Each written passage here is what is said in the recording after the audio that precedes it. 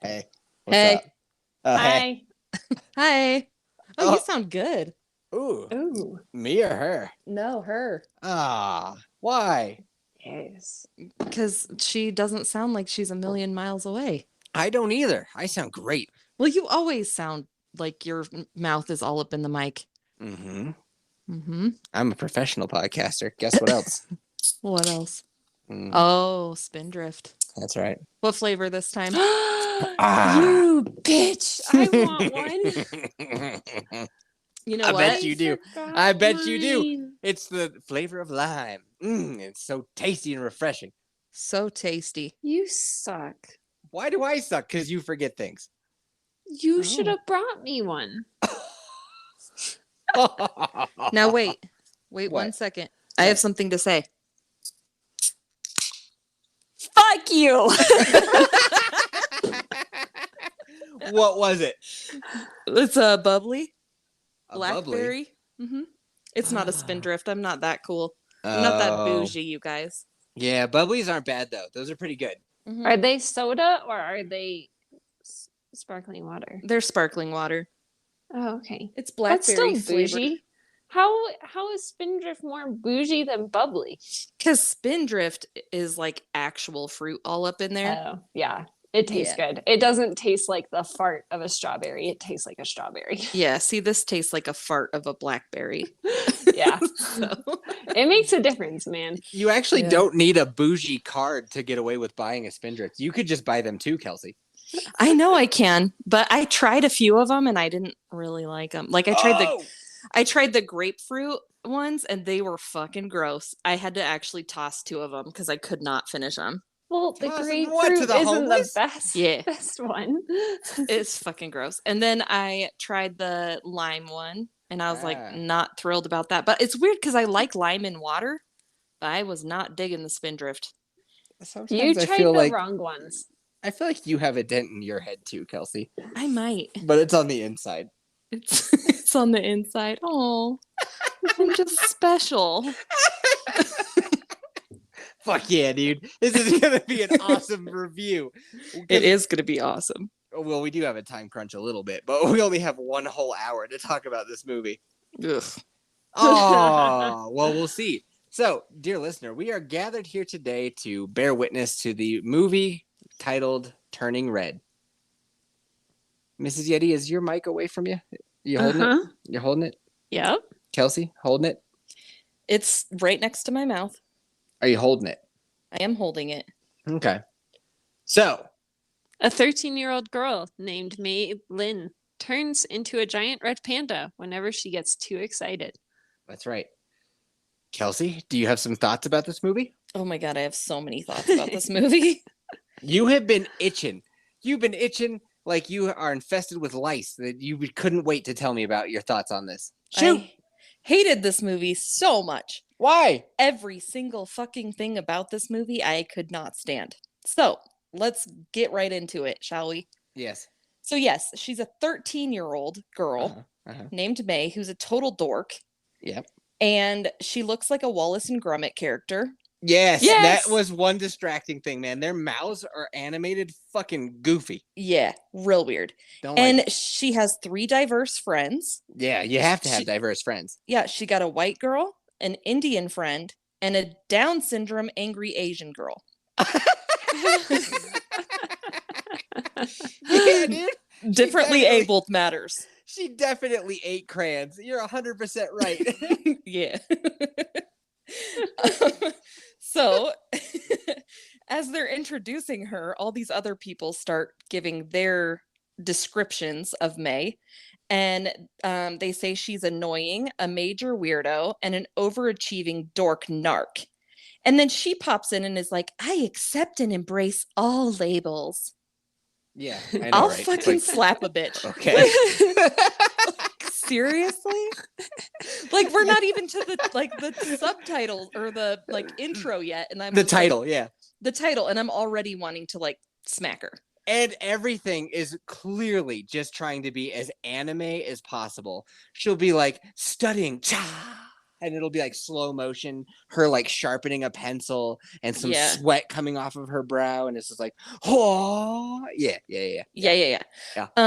So then her friends are her friends are like totally pining after this dude in a bucket hat. So do you want to plug your bucket hat right now? Yeah, dude. If you want to look as cool as this 17-year-old who worked at like basically a Quickie Mart in this movie, because this movie's set in like what, 2004?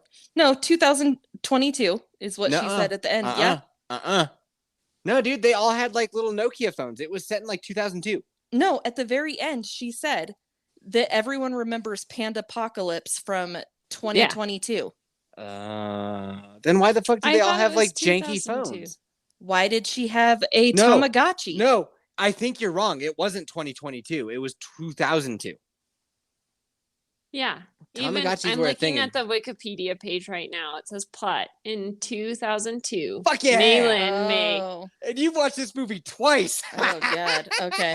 All right. As we watched it, there were a bunch of like plot details I pointed out, and I was like, I'll bet you Kelsey won't know this. I bet you Kelsey won't know that. Oh, I'm so excited. We already found one. You didn't know what year it was set in. Fuck yeah. I'm already like, I was just so angry with the whole movie that I couldn't see past my own red. Oh, so if you want a bucket hat so that you can look like a 17-year-old in 2002, head on over to the 8750 shop, which is in the description. You nerd. All right. Yep. So they're all having weird fantasies about him, and then this stupid boy band named Four Town. Yeah. And then they start having this really stupid dance off in the street. Hold on. They explain that like this one of them from Four Town likes French, and another one from Four Town rescues doves, and another one from Four Town is like really good at helping the elderly, and then there's two others who also have interests. they just say that. They're like, there's Tyler A and Tyler C, and they also have interests, but we won't get into it. So dumb. It's fucking funny, and it's called Four Town, and there's 5 of them, and the mom's even like, why are there 5? So anyways, they have this like dance off in the street, and then her friend gives her a CD that she starts making out with because she's so happy to get this burnt CD. And then she goes home. She was like feverishly kissing it, but yeah, I guess you could say made out with. Yeah, sure. Yeah. I mean, are you going to nitpick everything that I'm nitpicking? Yes. Yes. Hey, welcome to our reviews, dude. You liked it. Kelsey, I'm going to level with you. I fucking like this movie, dude. We both did. We both liked it. Like there were parts, like we didn't love it, but we didn't hate it.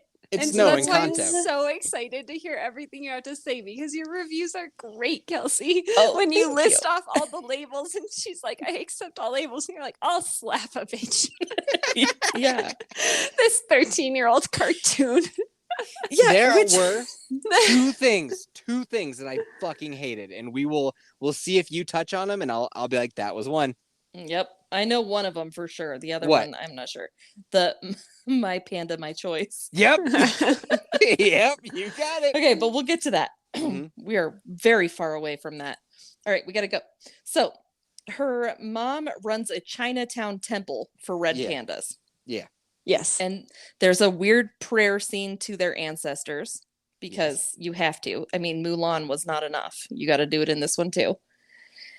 And they had every Asian stereotype imaginable in this movie. They have an old guy like playing some weird fucking game that you've never seen in your life. Yeah. It's not chess, it's something else. It's something weird. And they're talking about the Asian cleaning. Like, you got to clean everything like super good because isn't that part of like the religion though? Like, isn't that not a stereotype? That's what do you know about Chinese religions? I mean, I know nothing. I know nothing, but that sounds like something that would be part of it. So you have no idea. Well, and then, no clue. And then May is like showing off her little violin case at the beginning, and it's like, I love mathletes, and I'm like, fucking Asians love math. Like, here we go. Yeah, you'll notice that the friend that ate crayons, she wasn't into math, was she? No, she wasn't. No. And they're very good at violin, apparently. and classical music. So there's another stereotype. And her mom drives like shit, and everyone else, Asian women can't drive for shit. I mean, what else? I would argue all women can't drive, but all right, I'll definitely give you Asian women. I mean, I'm not trying to be racist. The movie is making it that way. Okay, guys? You are 100% right, though. There are several scenes where the mom like runs into shit. She runs into people. She's doing burnouts in the school parking lot. Like, yeah. Yeah, it's pretty bad. And then they have this like food porn scene with the dad cooking dinner, and it's one of those anime scenes where he's like chopping all slow and like seductively putting the chili in the fucking pan, and the women are over there watching soap operas at dinner time. Everyone knows that's a daytime thing. Come on. And then a commercial comes on for Four Town. Right. And so she watches it with her mom, and they talk about it, whatever. And then May goes to study in her room, and she starts fantasizing about the bucket hat kid from the convenience store, and starts drawing anime love scenes under her bed. Like, what a weirdo. She had to go under her bed. It was really so funny. She like starts drawing, and she's like, what am I doing? What am I doing? She like leans over, falls down, like is upside down all of a sudden. And she's drawing him as like a mermaid. Yeah. That's fucking hilarious. Yeah. I was like, you're fucking weird. What a fucking weirdo. Kelsey, you sound like the type of chick who would definitely draw somebody in a bucket hat. No. Oh. No, I would not. Mrs. Yeti, did you hear how she said no, though? That was a yes. She's like, no. No. Yes. But so she's under her bed, and she's working up a hot and steamy sweat as she's furiously drawing these love scenes. Oh, yeah. Like, literally sweat is coming off of her brow. Oh, yeah. And this is like borderline pen 15 level. I was like, what is gonna happen? That was the only part that was like, what's gonna happen here? Like, are the hands gonna go south on her body? Is she gonna start rubbing one out to bucket hats? By the way, guys, if you want a bucket hat, visit the link in the description. Oh my God. Okay, so then her mom comes in, finds the notebook, and is traumatized, thinking that the kid from the store has been making out with her kid. Right. So her they 13-year-old daughter. Right. Yeah. So they drive to the store and humiliate the clerk for taking advantage of her daughter. Which didn't happen. And the kid is confused. And then May's mom slaps the drawing down on the counter. And what was weird about this is the way that May reacted. Like, she didn't seem embarrassed. She was just kind of like, oh, I'm sad now. And then she goes and just gets all sad and quiet in the car, but doesn't really seem like, I would be mortified. I would be hiding for my life.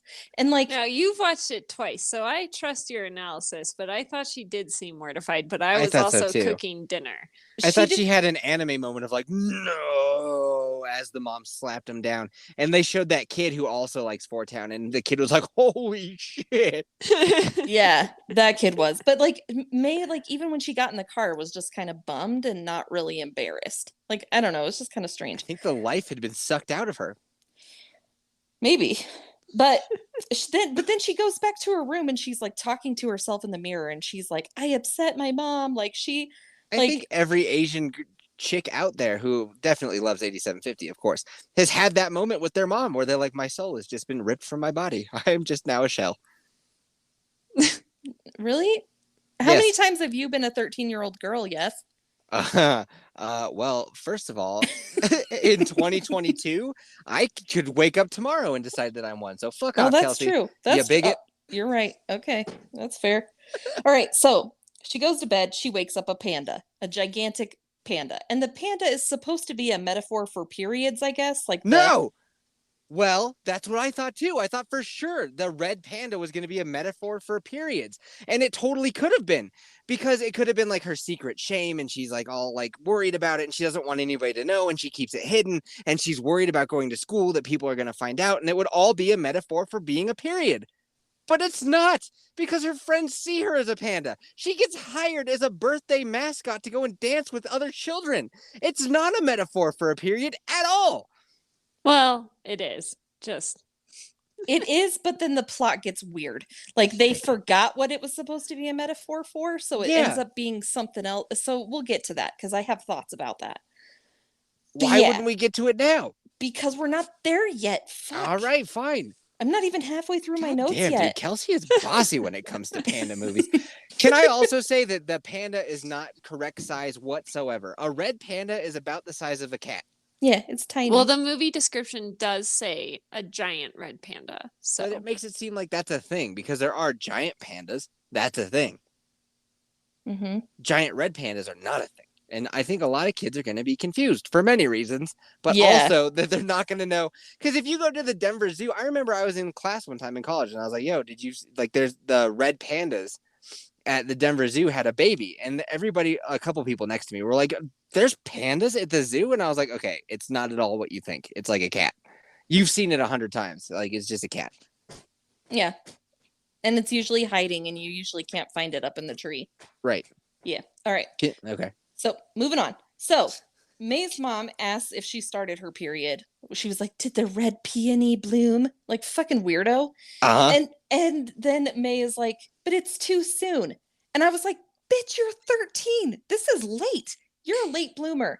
A lot of people have been having periods like between, I would say 9 and 11 these days. Yeah, it's 13? The hormones in the milk.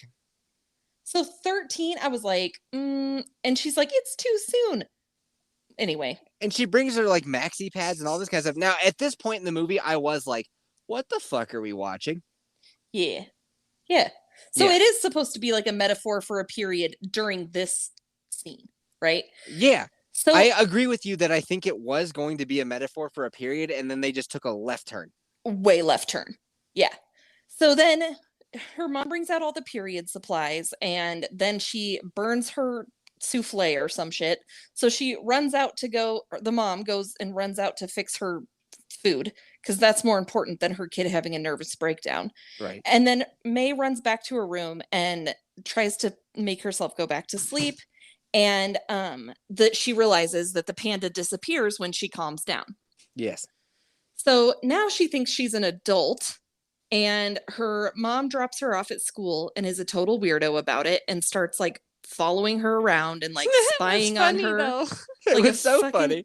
Creepy helicopter parent. Her friend sends her a note and is like, hey, by the way, your mom's outside. And she's like, what? And the mom's like behind a tree. And then like, you know, because you have to have as many diversity points as possible. Mm-hmm. The like security guard is like an Indian fellow with a turban and all.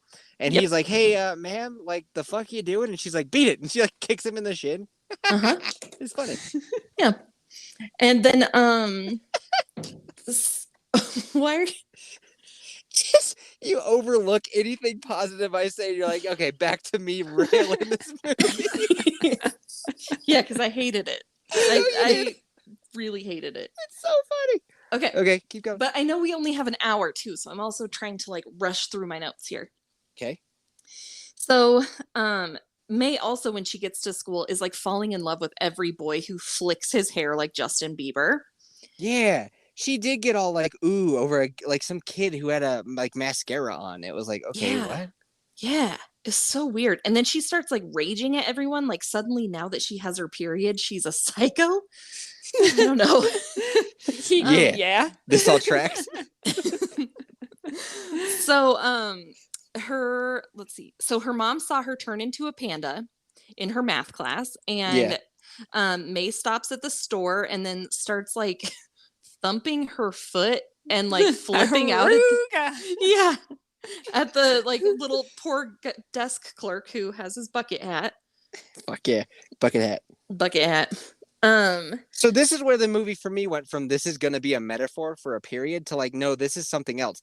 Because if it is a metaphor, nobody should have ever seen her actual panda. This is all in her mind, right?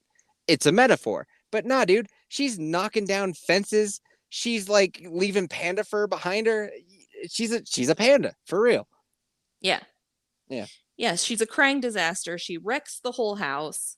Her mom comes in and there's like paw prints and dirt everywhere and all the furniture is fucking wrecked. And then she's hiding in her room, like crying hysterically. And her dad's like, oh, it's happened already. Right. And then May's like, already? Like, what? Like, okay, so why didn't the mom ever like think to have this conversation with her daughter before like she was someday 13? You're gonna wake up and you're gonna be really different. You're gonna be a massive fucking panda. Yeah. Like, you would think that would have come up in conversation at some point prior to the actual event. Right. Like, this should be a cautionary tale to parents to fucking talk to your kids. Yes. Now, next they do something that also helps me to believe that this is not a metaphor for a period. Otherwise, the movie is being fucking hilarious. They take May out of her room and they put her in this like side bedroom they have that's got claw marks all over the walls and the doors. And they're like, they just throw a mattress on the ground and it's all like, yo, you're going to sleep here now because you're a danger to the rest of the house. So you're going to stay in this shitty room on a mattress, you fucking animal. Yeah, until you can stop making a mess. Right? Yeah. So if this all is a metaphor for a period, that's so funny. It's like, yeah, dude, just put your daughter in a shed until she calms the fuck down. Which actually does happen in a lot of cultures. Like, they'll put women in tents. They're called like red tents, and they'll put them in a tent like out in the field. And a lot of young girls end up dying from like hypothermia or like all kinds of shit because they're like separated from their families. And I don't know if Chinese culture does that, but I know for sure that Indian culture does that. Oh, dude, we're moving. That's fucking, they have it figured out over there. So yeah. Right ladies? Because okay. they think that women who are menstruating are like dirty. So they keep them separated from men and from other women because everything they touch is dirty. Well, I know that they're definitely a hazard if you're at the beach. They do attract sharks. That's true. That is true. So let's see. All right. Okay, so they tell May that all the women in the family turn into pandas, and there's some lore about their ancestors and the gods and war and pandas, which was kind of weird. Yeah. Because they were saying that they don't have gods that they worship their ancestors. But then in this little story, they talk about the gods. So I was like, what in the shit is actually happening here? Like, so good catch. Confused. I did not catch that one. So good catch. Yeah, I was confused. So anyway, then the mom tells her there's a cure. You don't have to be like this forever. And wait, hold on. It was dangerous. So they're granted the power to transform into a red panda. Yeah, to fight back warring tribes. Which, I mean, a red panda is so docile. It seems like the worst kind of animal you could turn into for wartime. But I've never seen one awake. And again, they're the size of a cat. And they sleep as much as a cat, apparently. They're so cute. They are cute. I saw a video today of one carrying a fish, like a bucket of fish to like feed the birds. Like someone had trained this thing, and I was gonna send it to you on Instagram, but then I was like, "Don't be a weirdo, Kelsey." Like, no, that would have been rad. Yeah. Oh, you don't know me. You don't know me at all. I just didn't want to be a weirdo sending you videos. So anyway, all right. Let's see. Okay, so they tell her there's a cure and there's a ritual they can do, and it's happening on the 25th of the month. Yeah. Conveniently, back to it actually being a metaphor, it's like a month away from right now, like when her red panda period started. Yeah, the next time there's a fucking moon is a month away, and they call it the blood moon. So yeah. So in my notes I wrote, the dad is a total pussy douche nozzle. Yeah, the whole movie. Yeah, his only contribution to this whole scenario is, well, red's a lucky color. Yeah, later on he does one cool thing, but other than that, yeah, he's a total like non-existent character. Yeah, it's so weird. Like, yeah, like take some ownership in your parenting. But okay, I have so many thoughts about the parents in this movie, but I'll try to keep it towards the end. Okay. Okay, so the parents make it worse. After they put May in this padded room like a crazy person. It's not padded. It's just a room with a mattress on the floor, and there's just it's padded by the mattress. There's just panda claw marks like around the window, around the door. Yeah. It's like they kept a Wolverine in there, but no, it's just like that's where you go when you have your panda moment. Yeah. Crazy fuck. But then they start talking shit about their kid. With her within earshot, which is so sad. Yeah. And so so there's that, and then May's friends come the next day and they see her as a panda. Yeah. The angry one, the little Down syndrome one, like decides to motorboat her. Weird. And then the Indian one starts playing with her tail. And I'm like, this is weird. They're molesting their friend. Like, stop it. You broke up. The And Indian then one, hold on, Kelsey, you broke up. The Indian one did what? She started playing with her tail. Yeah, she So did. the angry one is motorboating her. The Indian one is playing with her tail. And I'm like, they are molesting their friend. Yeah, like, they she didn't sure ask for this. Yeah. Okay, so then the friends start doing this really awkward a cappella performance of their four-town band to cheer her up. Uh-huh. They're like, boots and cats and boots and cats and oh yeah, girl. Like boots and cats and boots and cats. Keep going. You know the words. Yeah. Boots and cats and boots and cats and boots and cats. Add to that. Oh, no. I did boots it and on my boots and cats and boots and cats. Did it on her own. Yeah. Yeah. So then they decide that they're going to go to the Four-Town concert that also happens to be around the same time, but not necessarily on the same night. We do find out later that the Downsy one fucked up the date. Yeah. Yeah. So they decide they're going to ask their parents if they could go to this concert, and the parents all say no, Yeah. So the kids are like, well, we'll make our own money and we're going to just rebel and we're going to exploit the panda. We're basically going to human traffic you as a panda. Because again, if this is a metaphor, then what happened is the friends came over to the padded room to visit their friend, and she's like, I'm bleeding out my puss. And they're like, oh man, let me motorboat your titties and touch that puss. Yeah. And she's like, okay. And so this is where all the plot holes really start. Yeah. Because I was like, if the panda is, and I actually have this in my notes, if the panda is supposed to be a metaphor for periods, then what the fuck is she selling? Yeah. Period? Like, is she selling period panties right now? Like, is that what's really happening? Like, come into the bathroom and smell my period panties. Like, this is fucking weird. Dude, I've been a 13-year-old boy. There's a more than likely chance that they'd be like, how much is it? It's disgusting. Oh my God. Okay. So then the grandma is a terrifying old lady who then calls May's mom and decides that she's going to come over with the entire female side of the family. Yes. Yeah.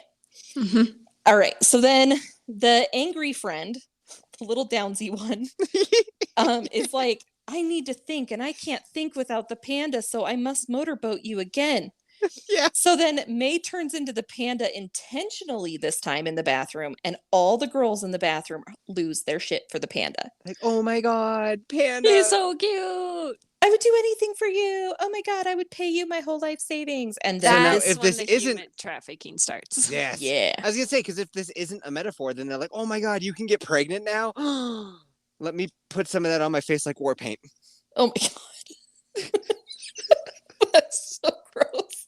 Oh I thought it made me laugh. I had to say it. Yeah, sorry. Yeah, you did. Okay, so then they start this elaborate plan to earn $800 because the tickets to Four Town are $200 a piece, and there's 4 of them. And by the way, in 2002 money, yeah, that's a fucking king's ransom. Yeah. So, they decide that they're going to prostitute their dear friend May. They are selling her body for money. They sure are. So then, terrible music happens throughout the entire movie. And it's supposed to be Four Town, but it's fucking terrible. And the girls are ogling at all the boys at this basketball game and making keychains that they can then sell of the panda. When that little boy Tyler, who is their bully, yes, solicits May to whore herself at his birthday party. Yeah. Yes. So the mom is a total helicopter parent, but couldn't be bothered to talk to her 13-year-old about periods. No. Yeah. No. Just throw her in the room.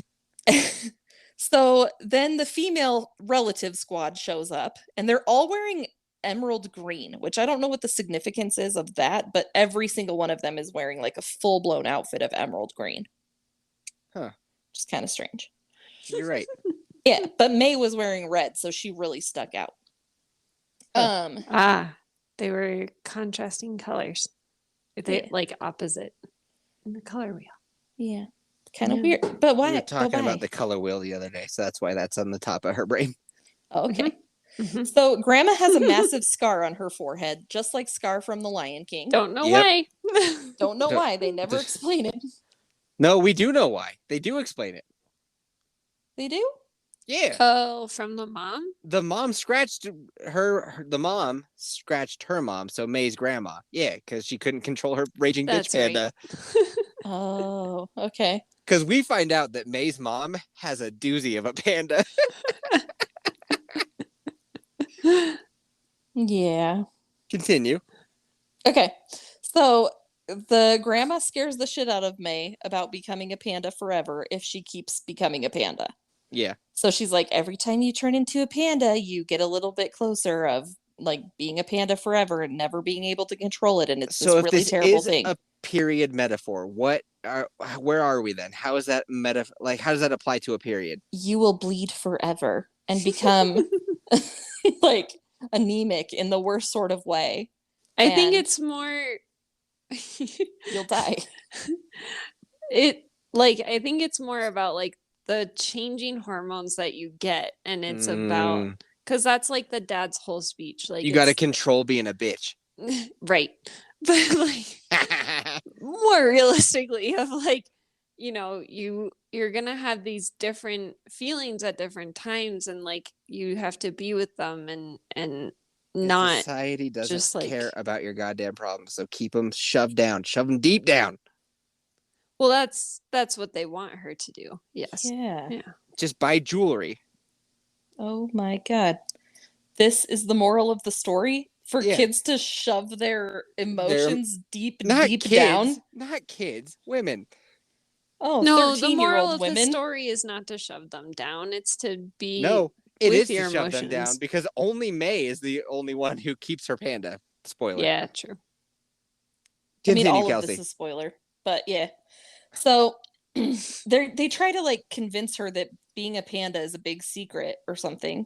Yeah. And then May sneaks out to go to the party, but decides not to turn into the panda. And her friends are like, well, then if you're not going to turn into the panda and earn this $200 whoring yourself out at this kid's birthday party, then we're just not going to have enough money for you to go to the concert. So none of us should go to the concert.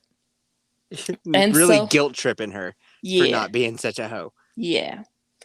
So then May is like, fine, I'll turn into the panda. I guess I'll whore myself out just one more time. Just one time, okay, guys. Has a great time at the party. Yeah. So, life of the party. Epic middle school party goes down. Epic. Mm-hmm. And the mom goes to check on May and notices that she's gone. And she finds all the evidence of her whoring underneath her bed. Yeah. Never thought to check under the bed, I guess. Oh my god. I mean, there were dates and charts and calendars of all her dirty deeds under that bed. There was like samples of the merch. Yeah. Yeah. It was not good, man. So then May pulls back the covers, or May's mom pulls back the covers and sees that she's gone. So then May is on the roof of this kid's party. Well, conveniently, amongst all of the like details that lay out the plan is the invitation, the flyer to the kid's birthday party. So she's like, aha. And it says like date and time right there. Yeah. Yep. So May's on the roof at this kid's party, taking a little break. And she's like, she's like, all my mom's hopes and dreams are pinned on me. Like, and I'm at this point, I was like, what kind of warped bullshit is that this little girl thinks that all of her mom's hopes and dreams in life are dependent on her? And isn't that instilling codependency in children?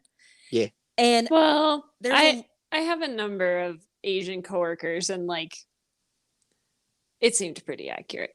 Yeah. Kelsey, have you never heard of the term tiger mom?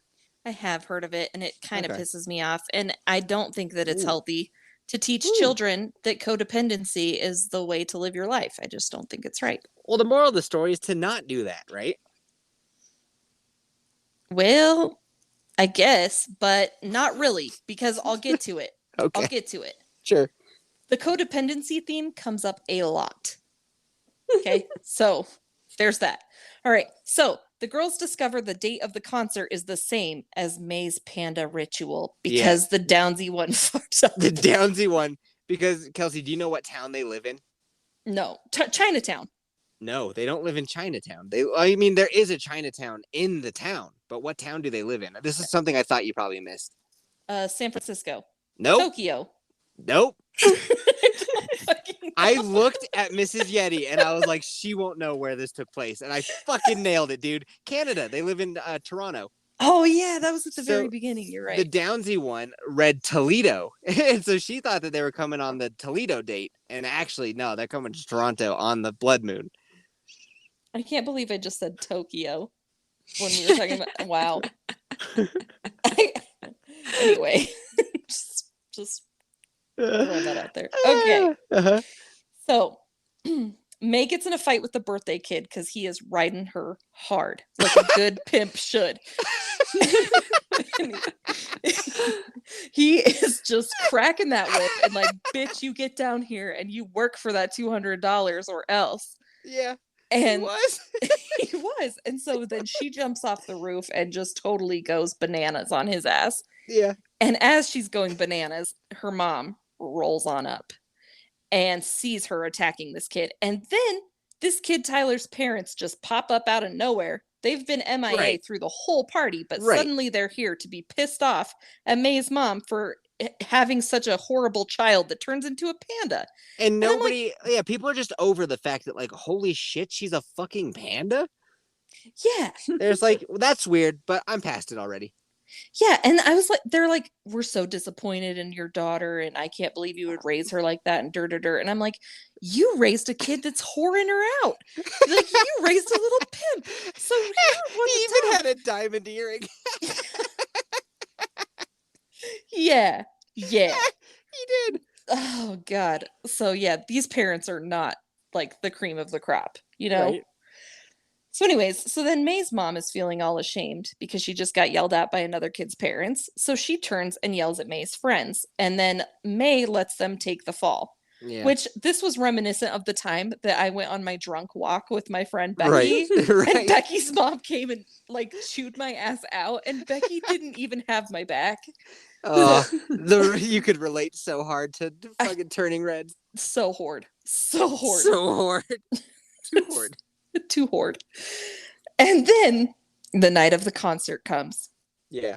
May's friends decide to go without her. Yeah. And somehow the number 4 is mentioned it's an unlucky number. Yeah. And the women of the family are sitting around at dinner and they really want May to banish her panda at the ritual. And May's dad is a big puss who's being bossed around by all the women. And they're like, clean this up and do the dishes and get to work. And he's like, okay, I will. And like, as he's like cleaning the shit up, he goes down into the basement and finds all these videos of May as a panda playing with her friends. So now you didn't realize this was in a different time period when like they had a Sony handheld camera and that's what the videos were recorded on and not a smartphone? Yeah, I just figured she was 13 and her parents probably wouldn't let her have a smartphone. I don't know. Gave her some hand-me-down bullshit. Yeah. Okay. Yeah. Okay. So anyway, so then as he's watching these videos, it's making him laugh. So he like decides to go talk to May. He's watching a Downsy kid motorboat his daughter, and he's like, "Oh." He's like, "That's so sweet. Oh, look at him pouring her out. That's so cute. They're really entrepreneurs. Like, we should embrace this." And so he decides to go have a conversation with her and is like, hey, I like this horror side of you and you should do this more often. Embrace the panda. And she's like, oh my God, Dad, you're so right. I should whore myself out more. So, the dad's like, somebody's got to clap them cheeks. He's like, I know. This temple doesn't pay all the bills. So, Loretta, so many clips from this. So many clips. All right, so then the ritual is where things get really fucking weird. Yeah. The women start chanting. There's a circle drawn on the ground, and they start clanging gongs. And May is like floating in the air, and there's lasers, and May is suddenly transported to a bamboo forest. And her ancestor floats down all majestic, doesn't say anything, but she's holding this giant mirror or a portal. And if May goes through it, then she'll be separated from her panda. But if she, but she likes her panda, so she chooses to keep it. Yeah. And then I was like, is the panda still a metaphor for periods? And then I was like, what the fuck is actually going on? Like, I am so confused. It can't be a metaphor. It started off as a metaphor, and then they quickly were like, nah. Yeah, and I was like, I can't follow what the panda is supposed to be. Now I'm just fucking confused. Yeah, and I never was able to get out of the confusion. It never seemed to really clear that up. So anyways, the panda runs away from the ritual and goes to the concert. So that means that May decided that she wasn't gonna separate herself from her panda. She likes it. She felt bad. She was like, I'm gonna be the panda. You can't make me get rid of my panda. Fuck all y'all. And then she takes off as the panda to the concert. So then all the women start blaming May's mom. And May's mom is like really feeling the shame and guilt of her poor parenting choices. So she unleashes her panda and chases after May to the concert. Because their panda gets encased in like jewelry. So she had a necklace, and her necklace breaks, and then her panda comes out. And this is when I was like, dude, this movie rules. Because May gets to the concert, and she meets up with her friends, and she's like, I'm sorry. And they're like, we're all good. And they're having fun, and they're dancing to the boy band. And then it shows a shot of the city, and it's nighttime. And you just hear, and you see this shadow of an like Godzilla-sized red panda with beady red eyes just slowly walking towards the stadium. It's like, yeah, the dad did say that the mom was quite the bitch. Yeah. It's so funny. You didn't laugh when you saw Godzilla panda coming? No, I was like, she is in for it now. She is gonna get whooped. So funny, dude. So yeah, so May floats down into the concert, and she got in for free even after she hoarded herself for that $200. She did. She just jumped through the skylight in the top. Yeah, she just floated right on in, and I was like, didn't pay. No, you did all that work, and you didn't even have to pay. So now they're also encouraging you to just steal things. Yeah, totally. Just sneak in. It's totally fine. Rad movie, Pixar. Yeah.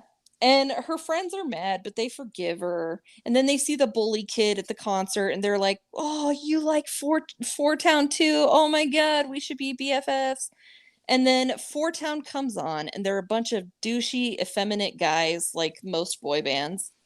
And they're specifically Korean boy bands. Yeah. Yeah, because it's all like, oh, we're all super just emotional. And it's like, Because I remember back in our day when there were boy bands, there was always most of them were pretty decently cool. Then one of them was a little effeminate, and then they always had the tough one. Every boy band had their AJ. Yeah, that's true. Yeah, one of them had dreads and tattoos and was 20 years older than the rest of them. Yeah, he definitely drove a motorcycle. Yeah, dude. Yeah. But not in this boy band. Nope. This one's all a bunch of bitches. Yeah. So the mama panda gets to the stadium, and she is a huge bitch. Yeah. And she finds May within a second. And she kills 200 children. Yeah, totally. She just stomps into the dome. Yeah. Yeah. And what was fascinating to me was how quickly she found her child in a stadium of 50,000 people. And I was like, she would be really good at Where's Waldo. That was what came to my mind. I was like, dude, that you was would own it. Where's Waldo? Totally. So then she says every stereotypical mom statement, where are your parents? And put some clothes on. And I never went to concerts. And okay. And then May tells her mom that she likes being rebellious and she's just going to be a panda and there's nothing she can do about it and she just needs to deal. Yeah. And then she starts egging her mom on, like really like kind of bullying her mom, which was weird. Well, there was a reason for that. Can't explain. Elaborate. They were drawing, because for the ceremony to work, you have to draw a circle. I don't know why, other than just because plot reasons. So May was distracting her mom by being like, I'm going to do what I want. And you can't control me. And on the ground level, the dad was running a circle around with like field chalk to make the circle for the ceremony to work. And there was a funny bit, though, where May was like, what the hell? And he was like, I told you your mom's panda was huge. Your mom had the heavy flow. She's a huge bitch. Yeah. She is. She is a huge bitch. She's Yeah. even bigger than her grandma. It's crazy. That's true. So then they're able to draw the circle. Yeah, they draw the circle. They start all chanting. Even Boys Town starts chanting as well. Yep. And the women all decide that they're going to bust out their pandas to help pull the mom. Because the mom got knocked out. She got clocked. Yeah, so they had to like scoot her into the circle. Yeah, so now this is starting to feel like an exorcism. Yeah, I know. Yeah. So, hey, ladies, your period is a curse, and we need to exorcise it out of you with a priest. Totally. Yep. That's basically what they're trying to do. Uh-huh. And so then the band joins in and starts singing their silly song over the ritual song. And they're all transported to the bamboo forest, like all the women. And this is where the codependency really comes in. So May finds her mother as a child in the forest, and her mom's crying and is like, I let my mom down. And so then May parents her own mother and then guides her through the forest like a loving mom to her own mom. Yeah. And I'm like, this is instilling codependency in kids, and this is fucking gross. Yeah, it was weird. It was weird. Yeah. And then I was like, suddenly this is all about May's mom. So now we have shifted from May's panda all to May's mom's trauma and generational trauma. And I was like, okay, so now we're making this about May's mom. So May's mom must be a narcissist because this ritual was supposed to be May's and now it's all about her mom. So, so I'm like, okay. So this is fucking weird. Well, her mom's period is so fucking rager that she just destroyed a city. So yeah, something had to be done. She destroyed a Superdome. Yeah. Well, and narcissist mothers do raise codependent children. Lots of kids aren't coming back from that concert. Yeah. And she did not give a fuck because she's a narcissist. Right. Yeah. Yeah. So then all the women choose to give up their pandas again, which is kind of weird because at the beginning, the mom was like, you can only do the ritual once. And if you fuck up, you're stuck with that panda for life. Also, bitch. Shouldn't the moral of the story been that all these women figure out, like, you know what, maybe we should learn to, like, understand our own bodies and live with ourselves. Yes, but no, they don't. They all give up their panda except for May. And I was like, what the fuck is the point of this fucking story? I know. Yeah. I was like, this is so dumb. Choose a message, you idiots. Yep, exactly. Like they didn't even know their own plot. They didn't even know what the panda was a metaphor for. They were just, it was almost like they rushed this movie just to have a movie that was giving more Asian representation. And so they had no idea what the plot was, had no idea what the point was, had no idea what the lesson was supposed to be. They were just like, yeah, this sounds good. We'll just fucking throw that in there. How many woke points can we ring up? Perfect. Totally. Get it out there. Totally. So then May's consoling her mom as her mom is like torn between letting her keep her panda or not. Yeah. And I'm like, kids don't need to be parenting their parents. No. They don't need to console their parents, and they don't need to take care of their parents. And this is fucking wrong and is teaching really bad lessons to children. Yeah. Yeah. Mm-hmm. So then May decides that she's going to keep her panda, and the ancestor then takes her on this wild flying panda ride, which was kind of fucking weird because pandas don't fly. But okay. That's cool. Kelsey's like, that's inaccurate. Yeah, I was like, this fucking movie. So then May continues to whore out her panda. Yep. But this time it's for the temple, so it's totally okay. Because they owe money to rebuild that stadium. Yeah. Yeah. They're being held responsible, which once again, like, this can't be a metaphor because that stadium actually got destroyed by an actual panda. Yeah. Well, and her parents were like, it's not cool if you whore the panda out for you or for your friends. Right. You need to do it for us. We're your pimp now. You do it for we are your pimp now. Yeah, you do it for the family. Now, up until now, I thought this movie was rad. It has a lot of great lessons for young women, especially. Like, yeah, dude, you're gonna go through changes as you get to puberty. You're a horrific monster, and we must cast you out of society. We must make you a fucking pariah, and we must control. You have to control those goddamn emotions, otherwise we want nothing to do with you. And so up until now, I'm like, this movie is fucking great. And then my panda, my choice. Yeah. So May decides that she's going to be a panda whenever she wants, blah, blah, blah. And so what she likes to do is she likes to have the panda ears and the panda tail, which makes her look exactly like a fucking furry. And I was like, I will not have that fucking message being taught to my children. Yes. That furries are okay. Not on my watch, Disney. Not on my dime, Pixar. But prostitution is totally fine. Prostitution, shame, rebellion, codependency, hating yourself and fearing me, your parent. I love all of this. But furries, I cannot stand by and let that message be taught to my children. I draw a fucking line. And then she even goes, my panda, my choice, and then like goes off to go do karaoke. And I was like, fuck this movie. Pox on this movie. I thought, like, listening through it, I haven't been very funny. My brain's just not working. Nah, but it was a fun ride, wasn't it? It was. I now don't like this movie because, like, they make it sound like it's bad to want to make your parents proud. It's bad if you're like getting good grades and responsible, and you should just say fuck it, get C's because C's get degrees, and like go do whatever the fuck you want out there in the world and prostitute yourself. Right. So no, like that's a really bad message. Like totally. It's good to want to make your parents proud. Especially if they're teaching you good things, like to focus on education and family and values. Well, and when May was talking about cleaning, she was like, I like cleaning, and her friends were like, she is so brainwashed by her parents. Right. Yeah. Like at the beginning. This whole movie is a ton of failed decent ideas. Like having a movie about going through your body changing, and it's a metaphorical panda, and then you have to learn how to deal with your inner panda and all that kind of stuff. Like that's not a bad idea. And now it's a Pixar movie, so it's a little fucked up for Pixar to be making it because that's a kind of an adult, more of an older kid theme, right?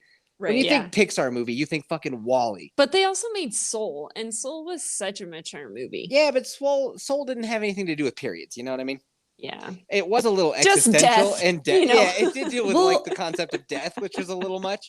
And if we're talking about the hormones and the way that it changes, like didn't Pixar also do Inside Out? And wasn't that the whole premise of Inside Out? So why are we doing that again? I thought Inside Out though was more about emotion. Well, I didn't think it was coming of age, but it was the daughter was definitely coming of age. Yeah. That movie's fucking sad. That's why I've only seen it once. I ain't put myself through that trauma again. That's fucked up, man. Yeah, Bing Bong or whatever. Good, yeah, poor Bing Bong. So yeah, Pixar, you really screwed the fucking panda on this one. Yeah. It teaches really bad lessons because when the mom like looks under the bed and it's like, oh, she's getting 75% in math, and it's like, well, that's not good either. Like, you shouldn't just say like, fuck all responsibility and I'm gonna do whatever I want. No. I mean, it could have been about finding a balance. It could have been about figuring out how to deal with your emotions and stand up to your parents. Because like at a certain point, your kid does need to learn fucking autonomy. Otherwise, they're going to be codependent. Speaking of codependency, they're going to be sucking on your titty forever. So they do have to learn how to be their own person eventually. But like, you also have to know that like, you're not just getting good grades now or trying hard because your parents want you to, but because you have understood that that is a more correct path to walk, and you can also cut loose with your friends from time to time. Yeah. Autonomy. But nah, dude, It's just like my panda, my choice. I'm gonna do whatever the fuck I want. And I'm gonna have this furry tail. And I was like, nope. Yeah. No, sir. And also, like, you don't need to parent your parents. Like, No. they are there to guide you through to adulthood, not the other way around. Yeah, it was weird when she saw her mom and her mom was like a child. It was like, oh, what? But I think like her mom had to grow up a little bit because she also had her hang-ups with her mom because she scratched her mom. So well, she again, had to that's figure the it whole out. like generational trauma, but it all fell on May. A 13-year-old with a way wide mouth. And definitely some ADHD, among other things. Yeah. That's true. Well, have you told your daughter that she has a panda inside of her? No. my kid at the beginning. How parents should do this. No, my kid and I have talked long before that happened, and it's fine. Like, I didn't wait until the day that the period started and was like, did the red peony bloom? Oh my god! Did you tell her she's got to repress all those emotions and quit being a goddamn bummer for the family, or else she has to stay in her room? No, I told her, get to work. You need to earn money for us to keep our house. So I'm gonna need you to wear this slutty costume and get out there. There's the street. Walk. That's what I did. Kelsey, you're a fucking national treasure. Oh my god. Your reviews are my new favorite part about doing this podcast. Oh my god. They're Kelsey. the best. We need to have Kelsey watch more woke stuff. We're gonna watch more movies. I'm bummed that you didn't like Pam and Tommy because we could have reviewed that. I mean, I might have to try it again. Maybe I wasn't in the right mindset, but I only got like maybe 5 minutes in, and I was like, "Oh, I was gonna screenshot the message." What did it? You were like, "I have a thing where I cannot turn off a movie once I've started it." It's true. And then you today are like, I turned it off after 5 minutes. So I was gonna be like, Kelsey, God damn it. I know, and I will eventually have to finish it. I will, but the thing that did it, I think, was like this guy is just trying to make a bed, and is listening to them banging, and then he hurt his hand from like nail gunning so hard, or something. And then he like goes to find his Bengay, and he like starts finding all this Masonic temple shit like in his. He was like rummaging through his shit, and it was like Masonic temple this and like conspiracy theory that and whatever. Later on, you learn that he considers himself a theologian and that he knows all about different religions. All right, well, yeah, and I was like, this is seeming creepy, and then I was like, I gotta turn it off. Like, so you didn't give it a chance. You made a snap judgment and you turned it off. Yeah, because overly sexual and creepy with religion, I was like, ugh. Now, the first 2 episodes are incredibly risque, and then it does mellow out, and you start to be really invested. Either way, if you do watch it and you want to review it, watch it now, because I have already started deleting files. Files are being deleted. So if we want to review it, get the fuck on it, Kelsey. Okay. All right, I will talk to you in a moment. That was fucking great. All right, later, boners. Later, boners.